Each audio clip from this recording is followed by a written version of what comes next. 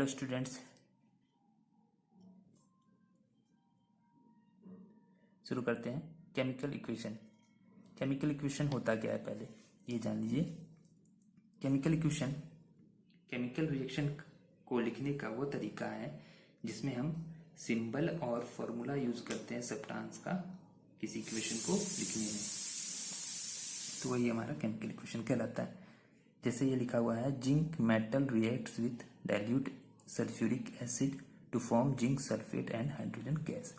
बोल रहा है जिंक मेटल को जब हम रिएक्ट कराएंगे सल्फ्यूरिक एसिड के साथ तो वो बनाएगा हमारा जिंक सल्फेट और हाइड्रोजन गैस। तो उसका सिंबल हमने लिख लिया है। सिंबल जिंक का सिंबल Zn और ये फार्मूला है सल्फ्यूरिक एसिड का H2SO4, जिंक सल्फेट का ZnSO4, हाइड्रोजन का H2। तो इस वर्ड इक्वेशन को, ये वर्ड इक्वेशन हुआ, ठीक। अब इसको हमें इक्वेशन की फॉर्म में लिखना है, तो जिंक का हमने Zn ले लिया, रिएक्ट करा रहे हैं यानी plus with dilute sulphuric acid, ये हमारा सल्फ्यूरिक एसिड हुआ, क्या देगा जिंक सल्फेट ZnSO4 और ये हाइड्रोजन गैस। ये हमारा इस साइड रिएक्टेंट कहलाता है, एरो के इस साइड प्रोडक्ट कहलाता है।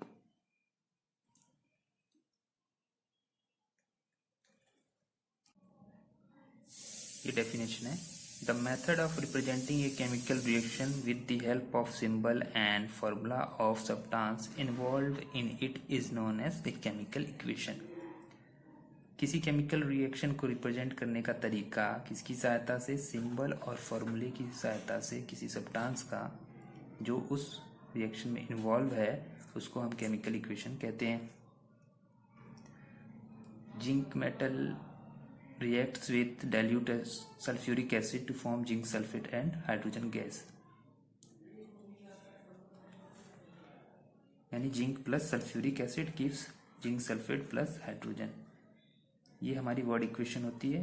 Word equation change into chemical equation by writing the symbol and formula. अब इस वर्ड इक्वेशन को हम कैसे चेंज कर देंगे केमिकल इक्वेशन में, जब हम उसका सिंबल और फॉर्मूला लिख देते हैं तो वो हमारी चेंज हो जाती है केमिकल इक्वेशन में। Zn H2SO4 gives ZnSO4 H2 product side, ये रिएक्टेंट साइड LHS हमारा reactant, RHS product. Balanced and unbalanced chemical equation. पहले हम देख लेते हैं बैलेंस्ड क्या होता है। बैलेंस्ड इक्वेशन क्या होता है, किसी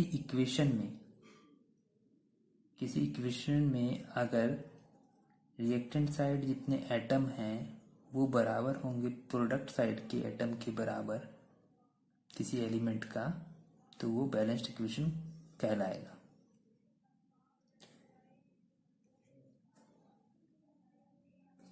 जैसे इसमें रिएक्टेंट साइड देख लेते हैं, reactant product, zinc atom, hydrogen atom, sulphur atom, oxygen atom. Zinc atom इस साइड कितना है 1, प्रोडक्ट साइड में कितना है 1, हाइड्रोजन कितना है यहाँ ये देखना है 2, hydrogen 2, sulphur 1, oxygen this side 4, oxygen this side 4। तो ये बैलेंस्ड कैसे हुआ देखते हैं। रिएक्टेंट साइड में जिंक एटम कितना है 1, प्रोडक्ट साइड में भी 1, तो ये बैलेंस्ड है। अभी जिंक का एटम बैलेंस्ड है। हाइड्रोजन एटम कितना है 2 रिएक्टेंट साइड में, प्रोडक्ट साइड में भी 2, वैसे ही सल्फर का 1, प्रोडक्ट साइड में भी 1, ऑक्सीजन एटम का रिएक्टेंट साइड में 4, प्रोडक्ट साइड 4। तो यानी पूरी इक्वेशन हमारी बैलेंस्ड है। और chemical equation has equal masses.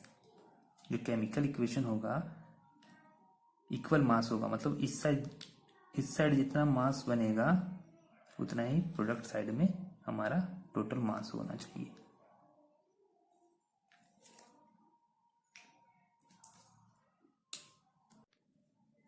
जैसे यहाँ पे अगर ये हमारा टोटल 100 ग्राम है, तो इस साइड भी हमारा 100 ग्राम टोटल होना चाहिए मास।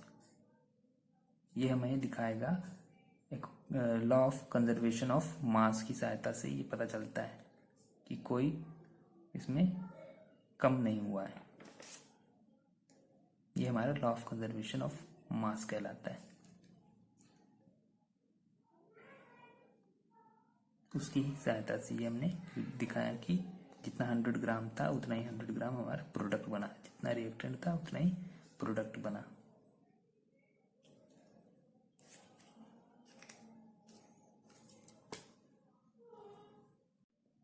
अब देखते हैं अनबैलेंस्ड इक्वेशन कैसा होगा। H2 plus O2 gives H2O, hydrogen atom, oxygen atom, reactant side, product side.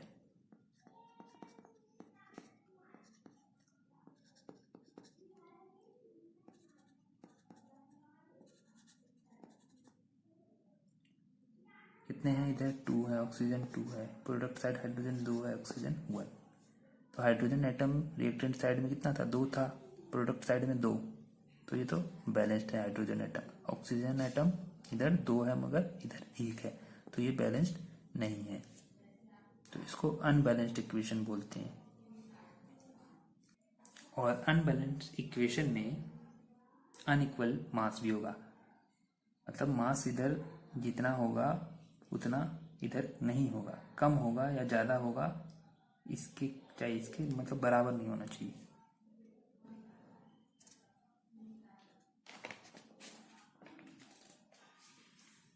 तो लेकिन हमारा law of conservation of mass कहता है कि मैटर को ना हम बना सकते हैं ना खत्म कर सकते हैं किसी केमिकल रिएक्शन में। तो इसका मतलब यह हुआ कि जितने भी एटम्स हैं रिएक्टेंट में वो बराबर होने चाहिए आपके प्रोडक्ट साइड के जितने एटम हैं।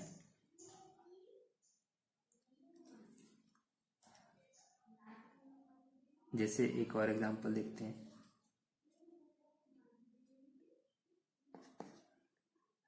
Reaction between hydrogen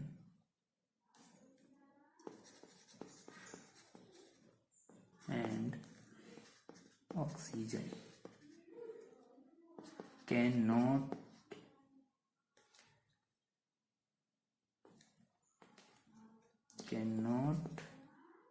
be H2 plus O gives H2O। अगर हम रिएक्शन करा रहे हैं हाइड्रोजन और ऑक्सीजन एटम का, तो इस तरह के इक्वेशन से नहीं रिप्रेजेंट करेंगे, इस तरीके से नहीं लिख सकते, क्योंकि हमारा जो ऑक्सीजन होता है वो O2 के फॉर्म में प्रेजेंट रहता है, मॉलिक्यूल्स की फॉर्म में, ना कि एटम की फॉर्म में, नॉट एज एटम। इसलिए ये इक्वेशन गलत होगा, तो ये भी अनबैलेंस्ड है।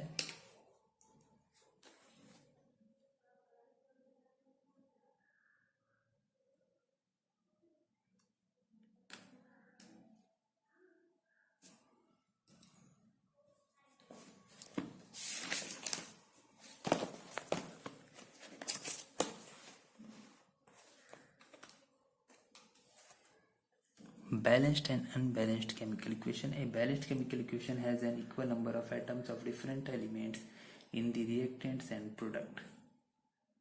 Balanced chemical equation में नंबर ऑफ एटम बराबर होंगे, जितने रिएक्टेंट साइड है उतने ही प्रोडक्ट साइड में होने चाहिए।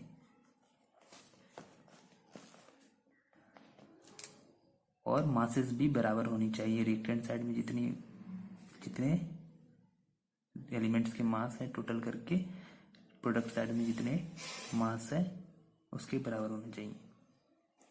और अनबैलेंस्ड केमिकल इक्वेशन है अनइक्वल नंबर ऑफ एटम, इसमें एटम बराबर नहीं होते रिएक्टेंट साइड और प्रोडक्ट साइड के।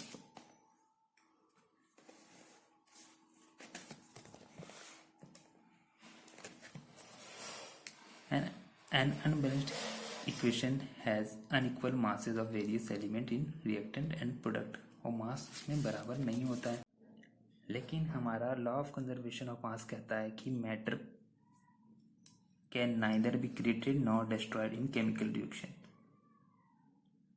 इसलिए हम ऐसे अनबैलेंस्ड इक्वेशन लिख ही नहीं सकते। अगर लिखेंगे तो ये law of conservation of mass को गलत ठहरा रहा है।